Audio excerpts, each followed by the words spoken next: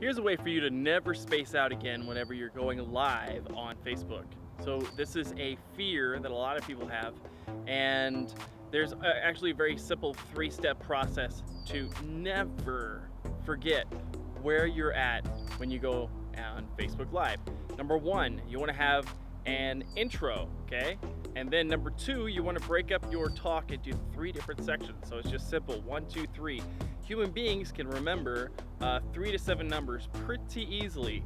So you just have your intro, you say hi, welcome, to the replay viewer, because most videos are watched on a replay, and then go through your content. Okay, number 1 topic, number 2 topic, number 3 topic. 3 topics is pretty simple to be able to lay out.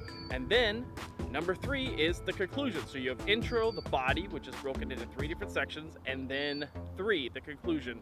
So this helps you to categorize your content inside your head, helps you to never forget where you're at, and looks like you could be more spontaneous on your live videos. All right, hope that helps.